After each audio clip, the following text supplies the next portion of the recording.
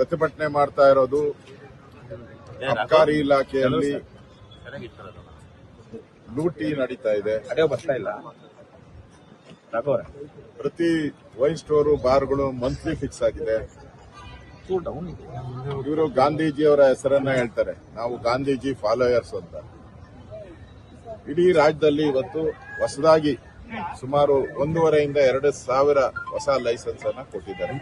ಇದು ಗಾಂಧೀಜಿ ಅವರಿಗೆ ಇವರು ಕೊಡ್ತಾ ಇರೋ ಗೌರವನ. ಇದು ಒಂದೊಂದು ಲೈಸೆನ್ಸ್ ಕೊಡಬೇಕಾದ್ರೂ 2-2.5 ಕೋಟಿ ಲಂಚ ಇವತ್ತು ರೆಡ್ ಹ್ಯಾಂಡ್ ಆಗಿ ಸಿಕ್ಕಾಕೊಂಡಿದ್ದಾರೆ.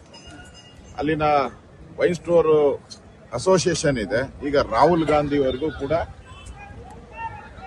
ಮನವಿಯನ್ನ ಕೊಡ್ತಾ ಇದ್ದಾರೆ. ನಿಮ್ ಸರ್ಕಾರದ ಮಾನ ಮರ್ಯಾದೆ ಹೋಗ್ತಾ ಇದೆ ಅಂತ ಪ್ರಧಾನಮಂತ್ರಿಗೆ ಕೊಡ್ತಾ ಇದ್ದಾರೆ, ರಾಷ್ಟ್ರಪತಿಗೆ ಕೊಡ್ತಾ ಇದ್ದಾರೆ, ಗವರ್ನರ್ಗೆ. ಈ ಮುಖ್ಯಮಂತ್ರಿ ಕೊಟ್ಟು ಏನು ಉಪಯೋಗ ಆಗಿಲ್ಲ.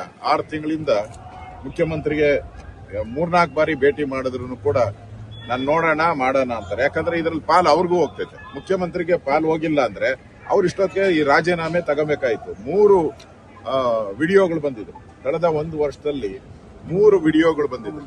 ಡೀಲ್ ನಡೀತಾ ಇರೋದು, ಎಷ್ಟು ರೇಟ್ ಫಿಕ್ಸಿಂಗು, ಮತ್ತೆ ಲೈಸೆನ್ಸ್ ಯಾವ ರೀತಿ ಹಣ ಕೊಡಬೇಕು, ಯಾರ್ಯಾರಿಗೆ, ಇನ್ಸ್ಪೆಕ್ಟರ್ಗೆ ಎಷ್ಟು, ಕಮಿಷನರ್ಗೆ ಎಷ್ಟು, ಮಂತ್ರಿಗೆ ಎಷ್ಟು, ಮಂತ್ರಿ ಮಕ್ಕಳಿಗೆ ಎಷ್ಟು, ಇವೆಲ್ಲ ಒಳ್ಳೆ ಸಿನಿಮಾದಲ್ಲಿ ನಡೀತಾ ಇರೋ ತರ ನಡೀತಾ ಇದೆ. ಇಷ್ಟಾದ್ರೂ ಕೂಡ ಮುಖ್ಯಮಂತ್ರಿಗಳು ಕಣ್ಣು ಕಾಣದ ರೀತಿಯಾಗಿ ಧೃತರಾಷ್ಟ್ರದ ರೀತಿ ನಿಂತಿರೋದು ನೋಡಿದ್ರೆ ಇದರಲ್ಲಿ ಅವ್ರ ಪಾತ್ರನೂ ಇದೆ. ಮಂತ್ರಿನೂ ಹೇಳಿದ್ದಾರೆ, ನನಗೆ ಇರೋದು 3 ಜಿಲ್ಲೆ ಕೊಟ್ಟಿದ್ದಾರೆ, ಉಳಿದಿದ್ದೆಲ್ಲ ಬೇರೆ ನೋಡ್ಕೊಂತ ಇದ್ದಾರೆ ಅಂತ ಸ್ವತಃ ಮಂತ್ರಿಯ ಬೆಂಬಲಿಗರೇ ಹೇಳ್ತಾ ಇದ್ದಾರೆ. ಅಂದ್ರೆ ಇದು ನನಗನ್ಸ್ತೈತೆ ಕರ್ನಾಟಕದ ಇತಿಹಾಸದಲ್ಲಿ ಹಿಂದೆ ರಾಮಕೃಷ್ಣ ಹೆಗಡೆ ಅವರು ಇದ್ದಾಗ ಲಿಕ್ಕರ್ ಒಂದು ದೊಡ್ಡ ಹಗರಣ ಆಗಿ ಇಡೀ ಸರ್ಕಾರನೇ ಹೋಗುವಂತ ಪರಿಸ್ಥಿತಿ ಆಗಿದೆ.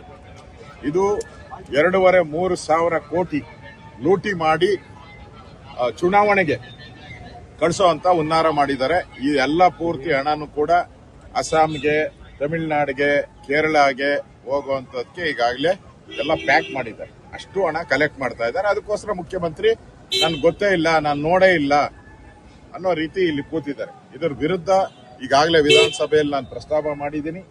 ಮತ್ತೆ ಇವತ್ತು ಪ್ರತಿಭಟನೆಯನ್ನು ಗಾಂಧಿ ಸ್ಟ್ಯಾಚ್ಯೂ, ಯಾವ ಸರ್ಕಾರ ನಾವು ಗಾಂಧಿ ಅನುಯಾಯಿಗಳು ಅಂತ ಹೇಳ್ತಾ ಇರೋ ಅದೇ ಸರ್ಕಾರ